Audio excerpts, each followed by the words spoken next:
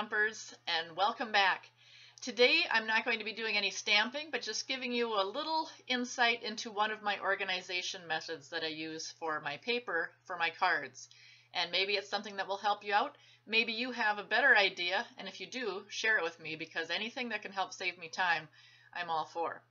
Before I even organize though, I have my candle going, and I have to say the last time I put a candle on my burner, I used this wood wick candle. By far my favorite candles. I didn't burn it. I melted it on my little candle melter for a number of hours, and this room smelled so good for like 3 days after that. So it's been by far the best candle that I've had, and here it's been sitting on my shelf for years and years and years.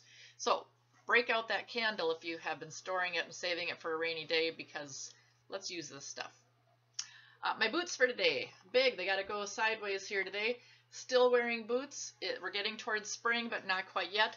I'm gonna put my big honkin' boots on, and I'll be ready to show you how I organize my paper. See you in a second.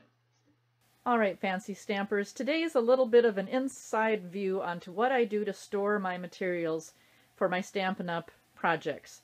You know, whenever you're into a craft, if you're like me, you have tons of supplies. And so it becomes kind of a major deal to figure out how you're going to organize it. You'll see in the background over here, I have purchased recently a little ribbon organizing station that I have yet to put together yet. But the latest thing that I have purchased has been this little storage caddy with drawers in it.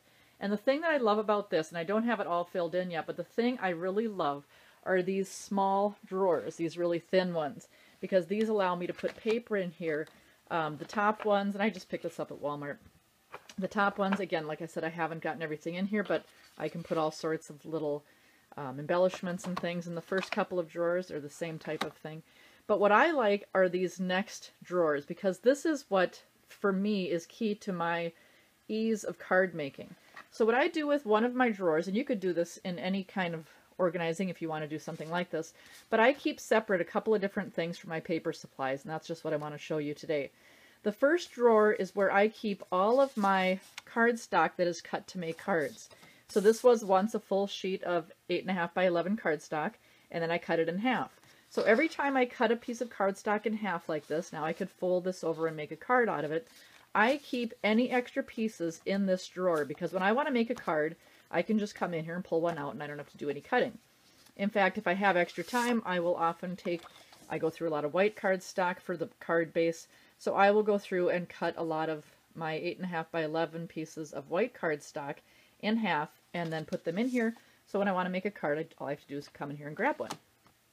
The next level down, I keep pieces of cardstock that are half of the card piece. So when I cut something, this is what I use for my layering.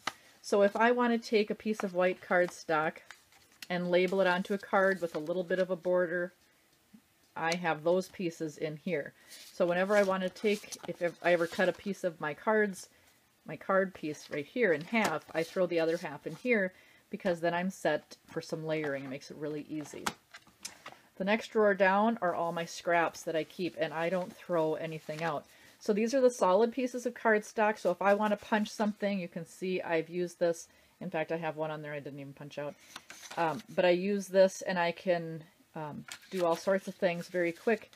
And it's, I don't know, to me, this is how I organize it. I know some people have things labeled differently. But I use any of these. I can take strips and put those on a card, whatever. So that's where I have those.